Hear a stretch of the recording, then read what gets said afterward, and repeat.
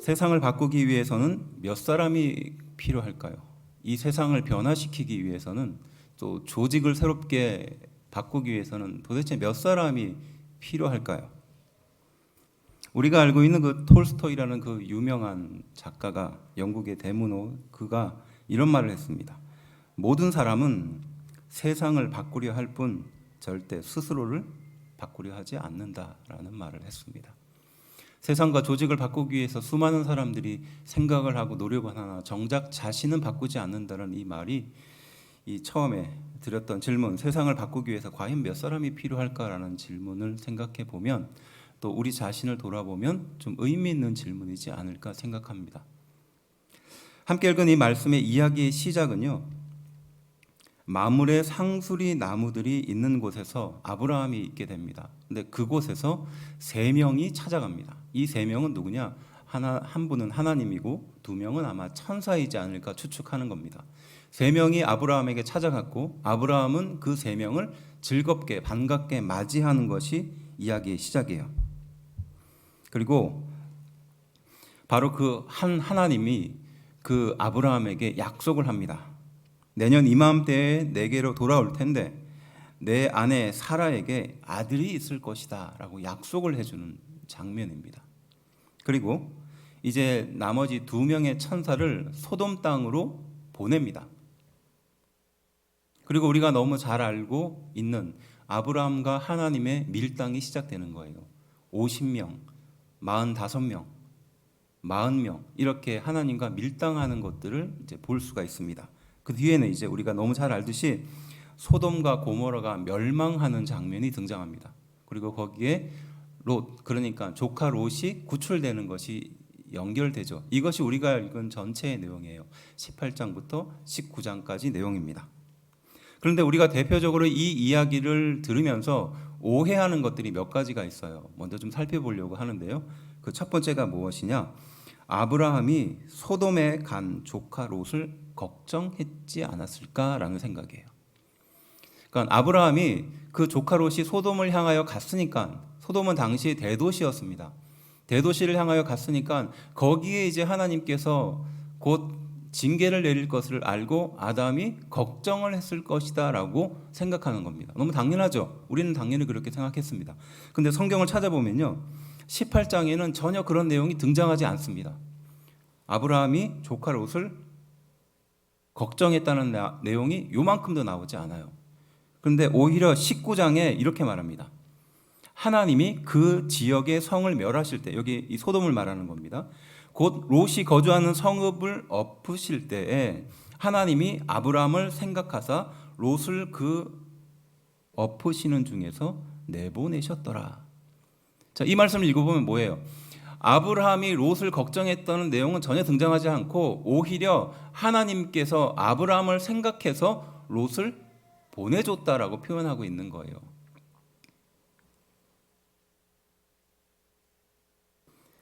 아브라함이 롯을 걱정했다라는 것은 사실 추측에 가까운 겁니다. 왜 이런 추측을 하게 되었느냐 하면 그 뒤에 있는 내용 때문에 그렇습니다. 50명을 그리고 45명을 40명을 이 이야기를 하면서 하나님과 밀당을 하는 거거든요. 그 소돔과 고모라가 망하기 직전인데 그 안에 50명이라도 의인이 있으면 하나님 멸하지 않아야 하지 않습니까? 라고 지금 따지는 내용입니다. 그 말 속에는 이제 조카 롯을 걱정해서 이렇게 하나님과 밀당을 하지 않았을까라고 추측하는 거예요.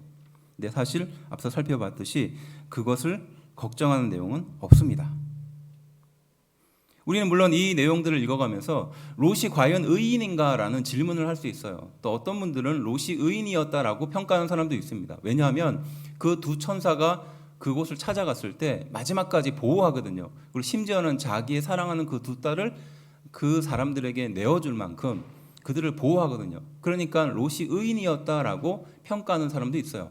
하지만 이 내용들을 좀 종합해 보면 의인일까? 의인이지 않을까? 좀 헷갈리는 부분이 있습니다. 왜냐하면 아브라함과 롯이 그 다툼으로 인하여 헤어질 수밖에 없는 상황이 되거든요.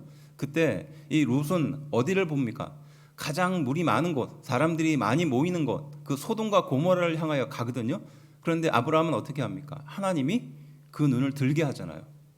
그러니까 롯은 자기가 가장 좋아하는 그 땅, 사람들이 많이 모이는 거기를 향하여 가는 사람이었어요. 그리고 또 실제로 이 소돔과 고모라에서 구원을 받게 된 이 롯이 우리가 알고 있듯이 딸과 관계를 통해서 그 이스라엘 백성들의 어떻게 보면 숙적이죠. 모압과 암몬의 시작이 되는 거예요. 이런 것들을 종합해서 봤을 때 이 롯이 과연 의인인가 아닌가에 대한 좀 의문을 품을 수 있습니다. 어쨌든 중요한 것은 아브라함이 소돔에 간 조카 롯을 걱정했다라는 내용은 사실 성경에 등장하지 않아요. 뒤에서 하나님과 이 소위 말해서 밀당하는 이 내용을 가지고 아마 조카 롯을 생각해서 그렇게 하지 않았을까 추측할 뿐인 겁니다. 두 번째는 뭐냐? 하나님은 소돔을 멸하시지 않을 수도 있었다라는 가능성입니다. 이 가능성에 대해서 우리는 다양한 시각이 필요해요. 성경을 볼 수 있는 다양한 눈이 필요한 건데요. 성경에는 어떤 것들을 결정하기 전에 미리 그 결정에 대한 사항들을 마치 경고하듯이 표현하는 그 독특한 방법이 있어요.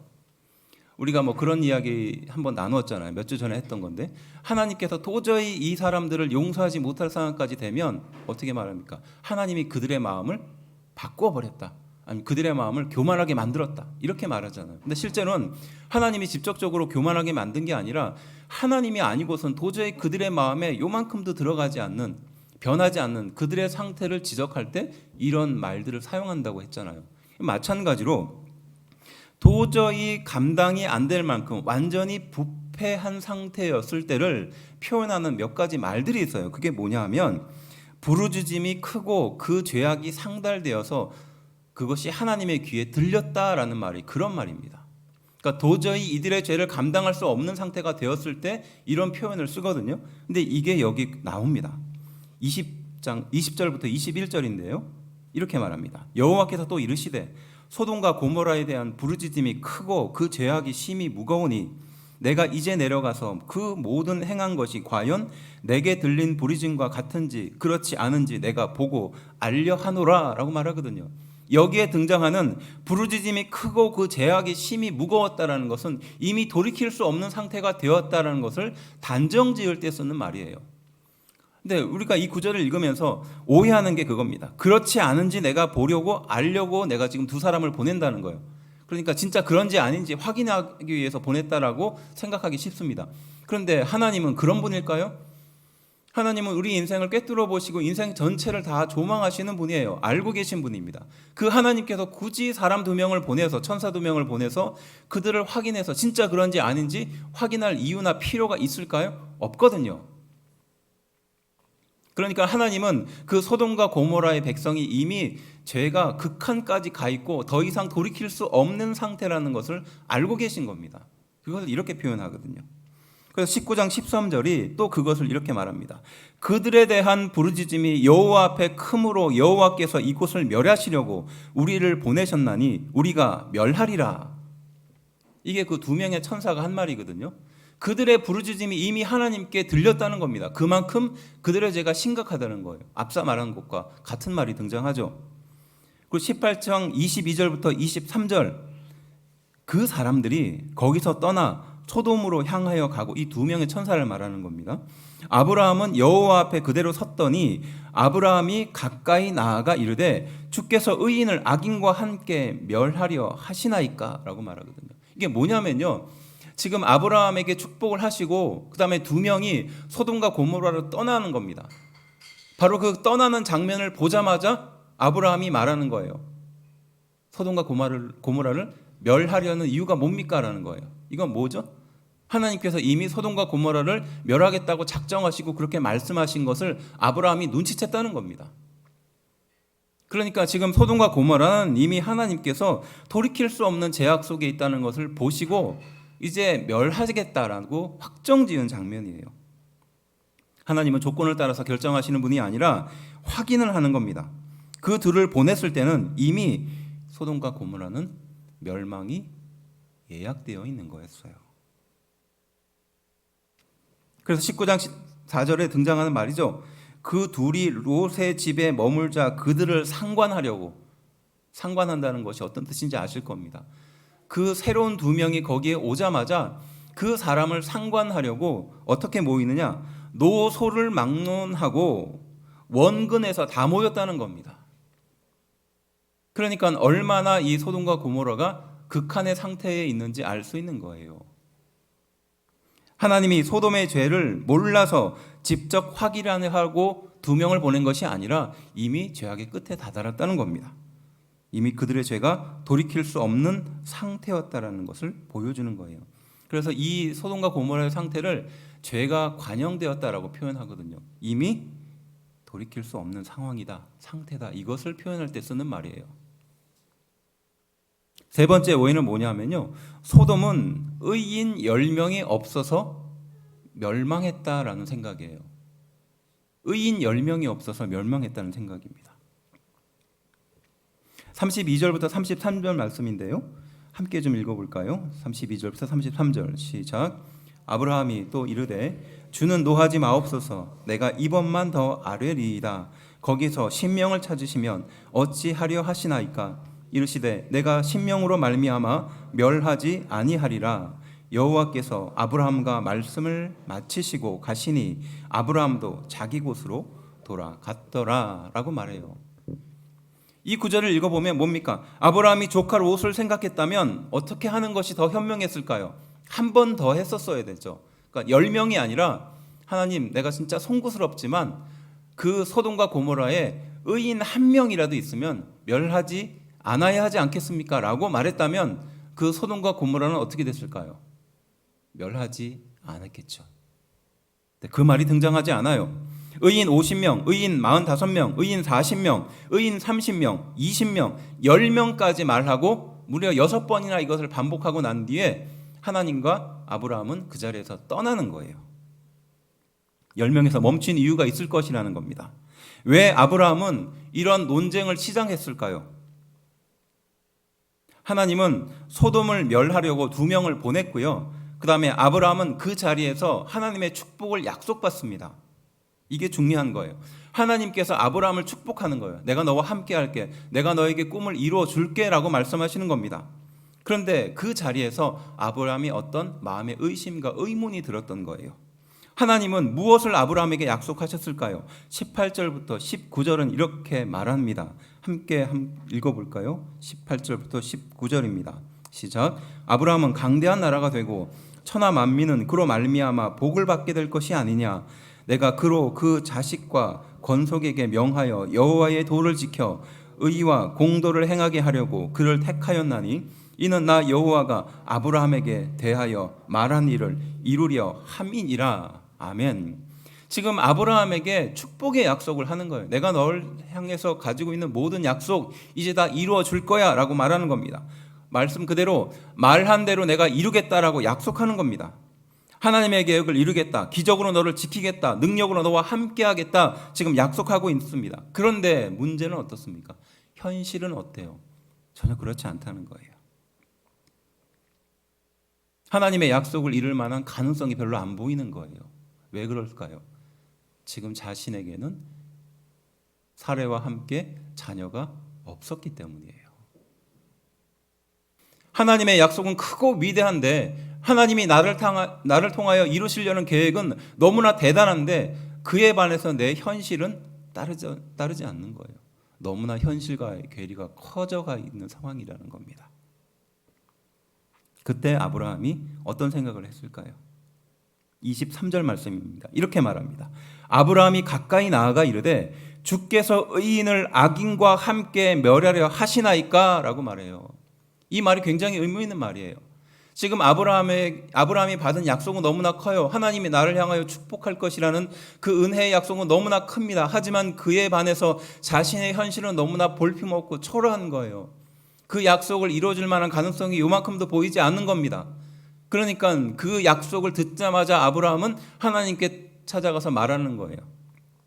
주께서 의인을 악인과 함께 멸하려 하시나이까? 이 말에는 의미가 담겨 있는 겁니다. 하나님은 공의로운 분이고 내게 은혜를 주시고 비전을 주시며 약속을 주시고 기적을 베푸시겠다고 하신 분인데 왜 소돔을 멸망시키려고 합니까? 라고 물어보는 겁니다. 하나님의 계획에 대한 의문을 갖는 거예요. 내게 주신 것을 이루시려면, 이 꿈을 이루려면 최소한 소돔과 고모라를 멸망시키면 안 될 텐데라는 생각이 있었어요. 왜일까요? 소돔과 고모라가 당시 가장 큰 도시였거든요. 그 주변에서 가장 화려한 도시였거든요. 사람들이 가장 많이 모이는 곳이었어요. 하나님은 아브라함을 통해서 큰 축복을 내려주시고 내가 너로 큰 민족을 이루고 수많은 사람들이 너를 통해서 축복을 받게 하겠다라고 하니까 마음속에는 어떤 것이 생깁니까? 현실은 그게 따라지지 않는 거예요. 그리고 무엇을 바라보죠? 소돔과 고모라에 있는 그 수많은 사람들을 나에게 주시려나? 생각할 수 있겠죠. 하나님의 계획에 대한 의문을 가질 때 생각하는 것입니다. 내게 주신 것을 이루려면 그렇게 하면 안 될 텐데 라는 생각을 갖게 되는 거예요. 아브라함이 그 생각을 하면서 한 질문이었어요. 주께서 의인을 악인과 함께 멸하려 하시나이까? 라고 물어보는 거죠. 하나님의 공의에 대한 도전입니다. 하나님의 계획에 대한 도전이에요. 하나님이 우리 인생을 이끌어 가시는 그 계획에 대한 의문을 품는 거예요. 하나님 날 고쳐주시겠다고 했으면서 왜 이 상황을 바꿔주지 않습니까? 라고 지금 따지는 겁니다. 이미 소돔의 죄가 돌이킬 수 없는 상태였고 멸하기로 마음먹은 상태에서 아브라함이 의인과 공의를 핑계로 딴지를 걸고 있는 것이었습니다. 하나님께요. 그리고 그 6번의 밀당을 통해서 50명이면 거기를 구원해 주지 않겠습니까? 45명이면 구원하시지 않겠습니까? 40명, 30명, 20명, 10명 이렇게 6번씩이나 하나님과 그것을 가지고 따지고 있는 겁니다. 그리고 그것을 통해서 자신이 무엇에 매달려 있는지 그리고 어떤 잘못된 생각을 하고 있는지를 확인하는 과정을 밟고 있는 거죠. 그것이 6번이었던 겁니다.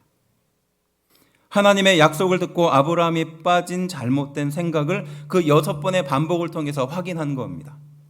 그리고 마지막 10명까지 확인한 다음에 그 이야기는 끝나는 거예요. 그리고 각자의 길로 돌아가는 것이었습니다. 하나님의 침묵과 인도하심에 의문을 갖는 성도의 억지스러운 은혜를 돌아보아야 한다는 것이 이 이야기의 핵심이라는 겁니다. 원래 해 뜨기 전에 가장 어둡잖아요. 하나님께서 우리에게 약속하신 그것을 이루기 직전이 가장 힘들고 어렵고 춥고 배고픕니다. 그때 우리는 생각합니다. 하나님 나에게 축복을 해주신다고 했는데 이게 뭡니까? 하나님 나에게 기적을 베풀어 주신다고 했는데 이게 뭡니까? 우리는 그렇게 따지고 실망하게 되죠. 지금 아브라함이 그때의 그 상황이었다는 겁니다. 우리도 마찬가지라는 거죠. 이 일을 이루시는 하나님 앞에 바로 이 아브라함의 한계와 실수가 드러났던 거예요. 구체적으로 그것이 무엇이냐? 첫 번째, 자기 능력입니다. 18절 말씀인데요. 자기 능력에 대해서 이렇게 말합니다. 아브라함은 강대한 나라가 되고 천하 만민은 그로 말미암아 복을 받게 될 것이 아니냐라는 말이에요. 아브라함은 소수예요. 그리고 한 가족일 뿐입니다. 한 무리일 뿐이에요. 그런데 하나님은 그를 향하여 천하 만민의 복을 주겠다고 했고요. 강대한 나라가 되겠다고 약속해 주었습니다. 그러니 아브라함은 필연적으로 어떻게 생각하게 될까요? 아브라함의 눈에는 하나님의 역사가 이루어지기 위해서는 강한 나라가 되어야 하고 많은 사람이 있어야 한다라고 생각하게 되지 않았을까요? 그런데 현실은 사례를 통해서 아들 한 명도 없는 상황이었어요. 사례의 여종이었던 하갈을 통해서 이스마엘만 있던 상황이었죠. 그런데 아브라함에게 있어서 주변의 큰 도시였던 소돔을 멸하신다라는 이야기는 아브라함에게는 어떤 생각을 들게 했을까요? 이해할 수 없는 결정이었던 겁니다. 왜 하나님께서 나에게 크고 강한 나라를 주겠다고 하셨는데 왜 그 소돔과 고모라 가장 큰 나라를 멸하려 하시는가라는 생각을 필연적으로 하지 않았을까요? 물론 추측입니다. 하나님의 약속을 하루속히 이루려면 강한 나라와 많은 사람들이 필요한데 그들을 멸하시겠다라는 것은 무슨 뜻일까? 의문을 갖는 것이고 그러한 하나님의 결정에 대해서 지금 반항하고 있는 겁니다. 하나님의 뜻인데 길이 눈에 보일 때 그때가 가장 위험할 때입니다. 내 생각대로, 내 계획대로, 내 스케줄대로 무엇인가 변환되고 진행이 될 때, 그때가 가장 위험할 때예요. 내 컨디션에 하나님의 타이밍을 맞추기 때문에 그렇습니다. 전 아직도 기억이 납니다. 제가 그 교회를 사역하면서 가장 괴롭고 힘들었던 시기였어요. 그 3년 동안 참 이로 말할 수 없는 내 마음속에 큰 괴로움이 가득했던 시기였습니다. 심지어 이 괴로움이 너무 커서 누구에게도 상담하지 못할 만큼 괴로운 문제였어요. 그러니까 집사람에게도 말하지 못하는 문제였습니다.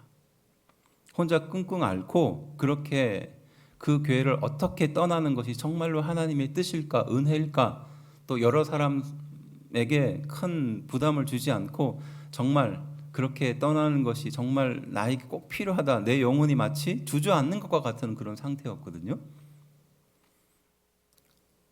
그 3년이 지나고 나서 이제 어느 정도 마음의 결정을 하고 이제 말씀을 드리고 기도하는 중에 마음이 너무 불안한 거예요. 근데 하나님께서 어떤 마음의 확신을 주시더라고요. 내가 할 것이다. 그리고 이제 이룰 테니까 걱정하지 말아라. 이런 마음의 확신을 주시더라고요. 평안함을 주셨죠. 그리고 나서 그 교회를 떠나서 다른 어떤 교회를 소개받고 가게 됐어요. 그러니까 내 이 짧은 시야로는 어떻게 보게 될까요? 아, 그게 하나님의 뜻인가 보다. 내가 이렇게 3년 동안 여기서 이렇게 고생을 했으니까 하나님이 이제 그 교회를 통해서 이제 그 모든 것들을 해결하시려고 하는구나. 아, 이 고난이 이제 끝났구나. 이렇게 생각했거든요. 그런데 무려 그 기도를 하고 기도를 받고 7년이 지나고 난 뒤에야 하나님께서 그 문제를 풀어주셨어요. 우리 인생이 그렇다는 겁니다. 당장 현실이 어두워지면요, 그것만 바라보게 돼요. 그리고 그게 하나님의 응답이라고 착각하게 되는 겁니다. 무엇 때문에? 자기 능력에 빠지기 때문에 그렇습니다. 하나님은 하나님의 길로 우리를 이끌어 가십니다. 그것은 내 능력의 한계를 벗어나는 것입니다. 내 성향과 내 옹졸한 시야에 하나님은 전혀 제한받지 않으시는 분이라는 사실입니다. 우리가 자기 능력의 한계에 빠져 있을 때, 또 자기 시야의 함정에 빠져 있을 때 하나님은 전혀 다른 새로운 길을 가게 하시는 줄로 믿습니다. 하나님은 우리 인생을 하나님의 계획과 하나님의 인도하심으로 이끌어 가신다는 사실이죠. 두 번째는 어떤 잘못에 빠졌을까요? 자기 의에 빠졌습니다.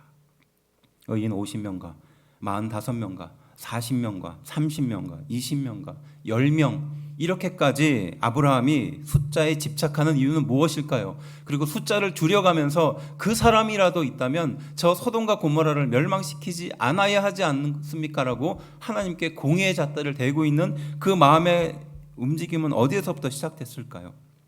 하나님의 약속을 이루려면 많은 의인이 필요할 것이다라는 생각을 하지 않았을까요?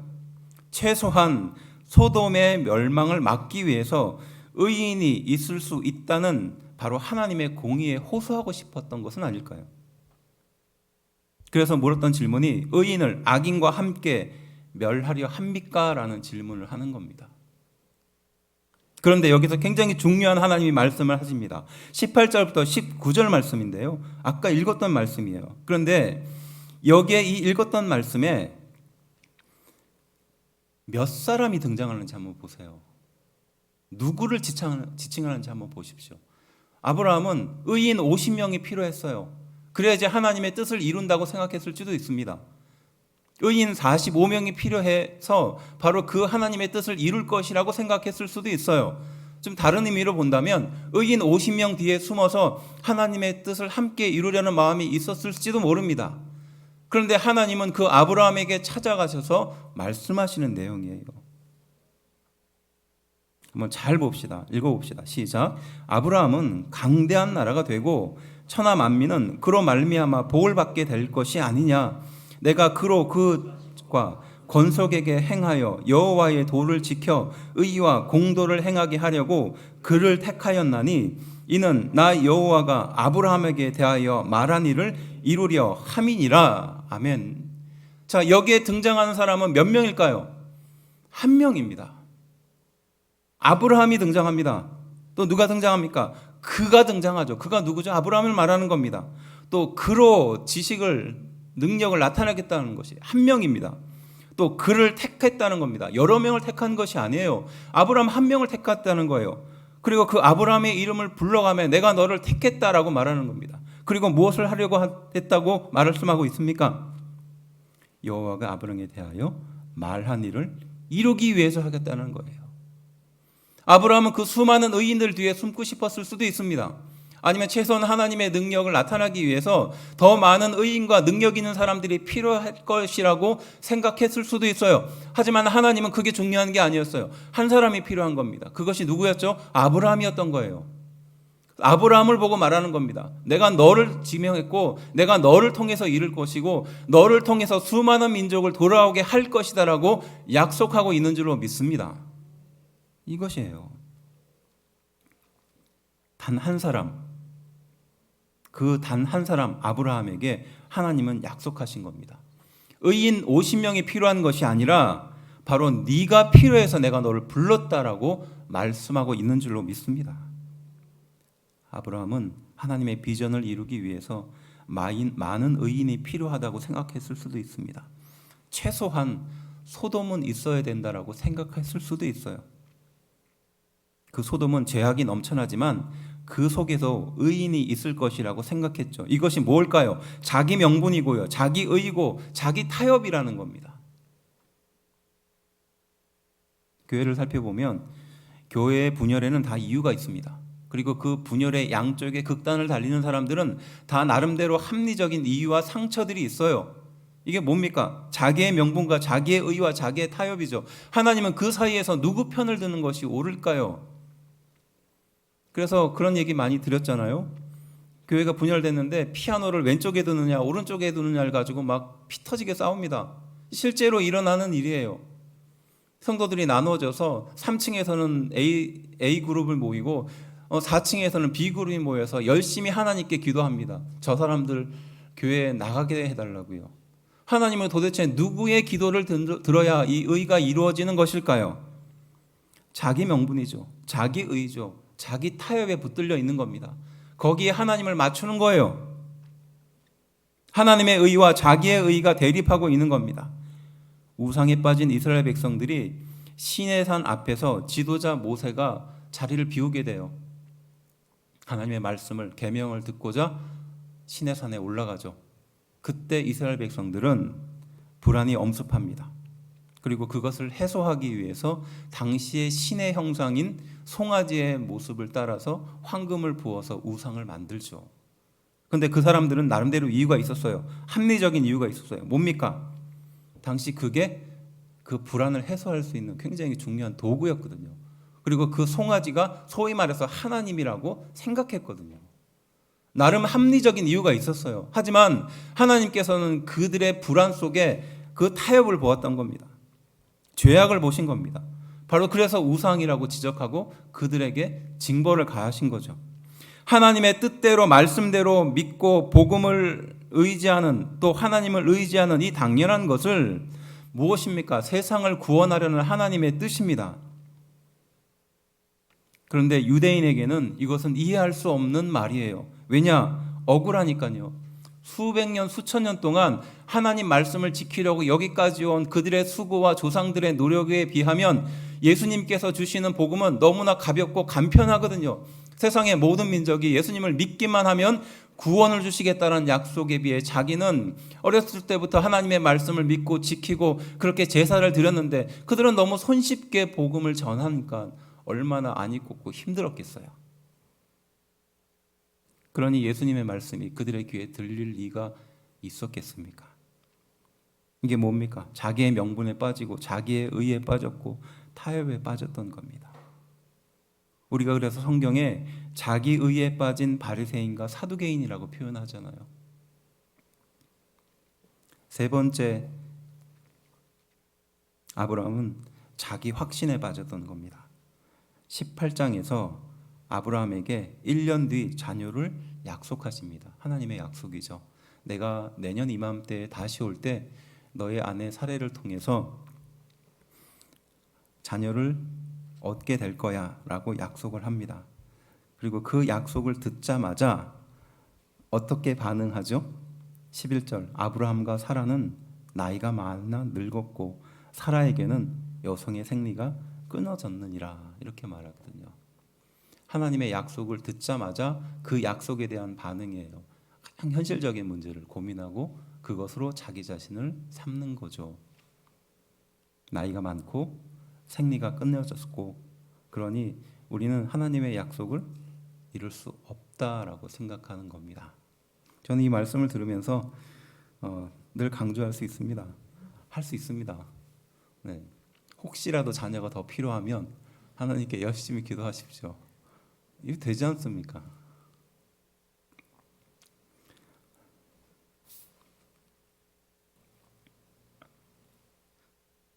아브라함에게 이미 사레의 여종 하갈을 통해서 이스마엘이라는 아들이 있었습니다. 그리고 하나님은 그 아브라함에게 약속을 하죠. 1년 뒤에 내가 다시 너를 방문할 때 너에게 아들이 있을 것이다 라는 약속입니다. 그 약속을 듣자마자 자신의 한계를 보는 거예요. 난 이거밖에 안 되고 내 상황은 이거고 나는 나이가 많고 아내 사라는 생리가 끊겼고 자기 확신이죠. 그때 하나님은 무엇을 주십니까? 약속을 주시는 거예요. 그리고 그 약속을 헤쳐나갈 수 있는 믿음을 주시는 겁니다. 약속의 재확인과 믿음으로 1년을 더 기다려야 한다라는 마지막 약속을 주시는 거죠. 우리가 모든 희망을 다 포기하고 또 내 현실을 보며 그렇게 마음을 포기하고 있을 때 하나님은 우리에게 찾아오셔서 약속하시는 거예요. 그리고 믿음을 주시는 겁니다. 더 기다려라. 하나님의 뜻이 완전히 채워질 때까지 마지막까지 기다려라. 그것이 지금 우리에게 동일하게 하시는 약속인 줄로 믿습니다. 약속을 이루기 위한 직전의 위험, 또 스스로 환경을 재해석하고 억지로 은혜를 만들려는 우리의 본성에 대해서 말하는 것이죠. 아이를 낳게 될 것이다라는 말은 이스마엘로 대체하려고 했고, 부강한 나라를 얻게 될 것이라는 것은 소돔을 얻게 될 것이라고 오해하는 것은 바로 이 잘못된 자기 확신 때문이라는 겁니다. 자기 능력은 무엇을 말하는 걸까요? 하나님이 인도할 그 길, 그것을 내가 성급히 내 마음대로 판단하려는 마음입니다. 자기 의는 무엇입니까? 자기 합리화와 타협과 타인을 의지하지 말고 바로 하나님이 바로 너를 통해서 이 일을 이루시겠다라는 약속을 붙들어야 한다는 것이죠. 자기 확신은 무엇을 말하는 걸까요? 약속 직전에 믿음을 마지막까지 포기하지 말아야 한다라는 말씀인 줄로 믿습니다. 우리가 하나님의 계획을 신뢰하는 최소한의 수단들은 무엇이 있을까요? 증거가 필요합니다. 확신도 필요하죠. 또 가능성이 있어야 된다고 생각합니다. 하지만 하나님은 이 일을 이루시는 하나님의 길을 내 길과 비교하여 말씀하십니다. 하나님은 아브라함에게 그렇게 하지 않으십니다. 또한 우리에게도 그렇게 하지 않으실 것입니다. 사람이 많거나 가능성이 없거나 여러 사람이 아니라 바로 한 사람인 나를 통해서 이루기를 원하신다는 것이고, 그 약속이 이루어지기 직전까지 믿음을 붙들기를 원하신다는 것입니다. 자기의 능력과 의와 확신을 버리고 하나님의 능력과 의와 확신을 붙들게 하시는 줄로 믿습니다. 예수 그리스도가 이 세상에 오셨을 때 예수님께서는 여러 사람을 찾아다니시지 않으셨어요. 다수를 찾아다니시지 않았습니다. 당시에 권력자와 능력 있는 사람들을 찾아다니지 않으셨습니다. 오히려 예수님 한 분을 통해서 이 세상의 모든 인류의 죄악의 사슬을 끊기 위해서 오셨다라는 것이죠. 복음을 믿음으로 또 그것을 구원의 확신으로 얻는 이 당연한 길을 가르치기 위해서 예수님께서는 홀로 그 길을 감당하고 걸어가셨다는 사실입니다. 우리는 그것을 복음으로 믿음으로 천국을 소망하며 영원한 하나님의 백성이 되었다라는 사실이죠. 우리의 가정을 돌아보면서 또 우리의 환경을 돌아보면서 또 고난의 상황에서 하나님의 약속을 묵상합니다. 그때 하나님은 단 한 사람, 나를 통해서 그 믿음의 기적을 이루어 가기를 원하신다는 사실입니다. 요한복음 12장 24절부터 26절 말씀은 우리에게 이렇게 교훈합니다.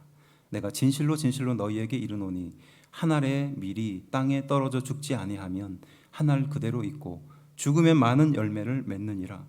자기의 생명을 사랑하는 자는 잃어버릴 것이요 이 세상에서 자기의 생명을 미워하는 자는 영생하도록 보전하리라. 사람이 나를 섬기려면 나를 따르라. 나 있는 곳에 나를 섬기는 자도 거기 있으리니 사람이 나를 섬기면 내 아버지께서 그를 귀히 여기시리라. 자기를 사랑하는 자, 자기 의에 갇혀 있는 자는 하늘의 미랄이 되지 못합니다. 하지만 자기의 생명을 미워하는 자, 바로 그 사람이 하늘의 미랄이 되어 썩어져 죽게 되므로 수많은 생명을 살리게 됨을 이 말씀은 우리에게 교훈하고 있습니다. 세상을 바꾸기 위해서 과연 몇 사람이 필요할까요? 이 일을 이루시는 하나님의 방법에는 몇 사람을 통해서 그 일을 이루실까요?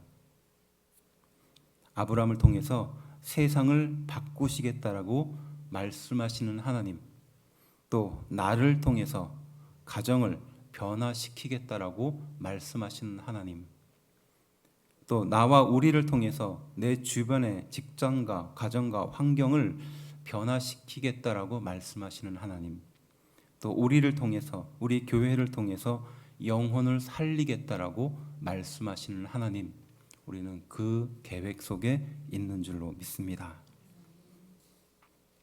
바로 그들을 향하여 안타까운 마음을 가져 하나님께 고쳐달라고 기도하는 우리가 필요하다라는 것이죠. 김남준 목사님의 가족구원이라는 책 속에 나와 있는 글로 결론을 대체하려 합니다. 어느 날 밤에 꿈을 꾸었습니다.